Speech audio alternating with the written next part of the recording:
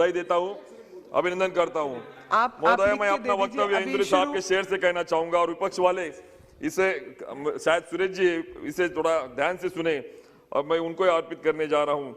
जमीर बोलता है, एतबार बोलता है, मेरी जुबान से परवरदिगार बोलता है, कुछ और काम उसे याद ही नहीं शायद, मगर वो झूठ बहुत शानदार बोलता है।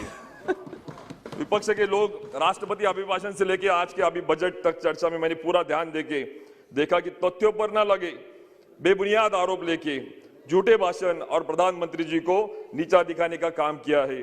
सभापति महोदय, ये नादान सोच और ये नकारात्मक विचारधारा का नतीजा क्या है? कांग्रेस पार्टी 400 से 40 पे आ गई है। मुझे लगता है विपक्ष वाले ये बात समझ ले कि जितना कीचड़ उछाओगे उतना ही कमल खिलेगा। और महोदय, 3 दिन से चर्चा सुन रहा हूं, आज हर एक नेता का भाषण सारांश क्या है? शेतकरी किसान विरोधी, कामगार विरोधी, आम आदमी विरोधी। मुझे लगता है कि MS स्वामीनाथन का जो कमीशन जो था, उनका रिपोर्ट इनके सरकार के काल में यहाँ आया, but the commissions were only for submissions, not for implementation. कि जो मोदी जी की सरकार है कि जो कमीशन की रिकमेंडेशन जो है वो रिकमेंड हो रही है। मैम, 6 वर्षों से 20 से लेकर बाजार तक एक अच्छी तरीके से परिवर्तन का प्रयास हो रहा है। मैम, मैं बोलूं एक करना चाहूँ तो मैम, इनके ही नेता महाराष्ट्र सरकार में शरद पवार जी जब थे 2011 में, मैं दोहराऊंगा नहीं मैम, लेकिन रिकमेंडेशन कर रहे थे सीएम लोगों को कि मुझे लिबराइजेशन चाहिए इंफ्रास्ट्रक्चर के लिए। उनको बोल रहे थे कि कॉन्ट्रैक्ट फार्मिंग को आगे बढ़ाओ, लेकिन महोदय कथनी और करने में फर्क है। अवसरवादी होने का ये सबसे बड़ा उदाहरण है। महोदय, जिनकी सरकार आज से 15 साल पहले ये काम करना चाहती थी, वही मोदी जी का अंजाम है। कोई मुद्दा ना होने के कारण ये सिर्फ आंदोलन कर रहे। महोदय, महाराष्ट्र में 2006 में इनके कांग्रेस विचारों वालों की सरकार थी। उसी वक्त उन्होंने एक्चुअली प्राइवेट मार्केट कमेटी का बिल लाया, उन्होंने लाइसेंसिंग दिया, कॉन्ट्रैक्ट फार्मिंग करवाया। और आज अभी यहाँ पे मुझे लग रहा है ये जो दोहरी नीति है ये सब किसानों के ध्यान में आ रही है।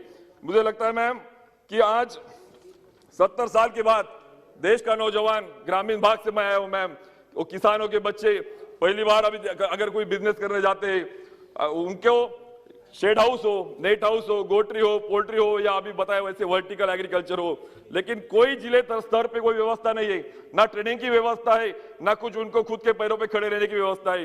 First time after the 70 years ma'am, budget में 1 लाख करोड़ का इंफ्रास्ट्रक्चर एग्रीकल्चर फंड जो है कि जिससे ग्रेडिंग, पैकिंग, उससे जाके प्रोसेसिंग, राइपनिंग चैम्बर जैसे और वर्टिकल एग्रीकल्चर जैसे एग्रीकल्चर इंफ्रास्ट्रक्चर होके मुझे लगता है उनके पैरों पे खड़े होंगे। मैम, दूसरी बात मैं कहना चाहता हूँ कि एनिमल हस्बेंड्री इंफ्रास्ट्रक्चर फंड कि जो एक्चुअली डेयरी जो यूनिट्स है वो आगे लेके, मैडम 1-2 मिनट में लेना चाहता हूँ मैम। 2 मिनट नहीं है मैम, प्रधानमंत्री मत्स्य संपदा योजना जो फिशरीज बायोफ्लाक्स से लेके आज वो तकनीकी यहाँ पे आ रही मैम। पॉइंटेड अपने क्षेत्र का कुछ कहना है तो बोलिए। बोल रहा हूँ मैम, आखिरी बात पे जा रहा हूँ मैम। बी कीपिंग जो महिलाओं के लिए बजट में प्रावधान है, किसी ने मैं दोहराऊंगा नहीं कोई बात, लेकिन बी कीपिंग से मैम पॉलिनेशन होगा, एनवायरमेंट प्रोटेक्ट होगा, इकोलॉजी, जियोलॉजी, बायोडाइवर्सिटी और सस्टेनेबल एग्रीकल्चर फार्मिंग की बात मेरी सरकार कर रही है। और मुझे लगता है सिक्किम जाके हमारे पीएम ऑर्गेनिक स्टेट प्रमोट कर रहे हैं और मुझे लगता है ये बात इनके ध्यान में आना चाहिए मैम।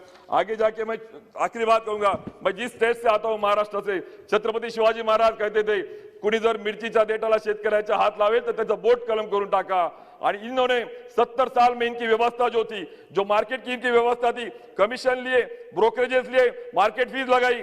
महाराष्ट्र में मैं विधायक था मैम, इसके पहले देवेंद्र जी ने 2016 में एग्रीकल्चर मार्केट कमेटी के से फ्रूट्स और वेजिटेबल को एक्सक्लूड किया और 7 साल हुए, not a single market committee बंद है, बल्कि किसान खुश है, जो व्यवस्था भी है और पर्याय व्यवस्था भी उनको खड़ी है। और आज मुझे लगता है, मैं गर्व से साथ कहना चाहता हूं मैम, इसी साथ मोदी जी जो कहना चाहते हैं कि किसान को एंटरप्रेन्योर बनाओ, किसान को इनोवेटर बनाओ, किसान को जॉब क्रिएटर बनाओ।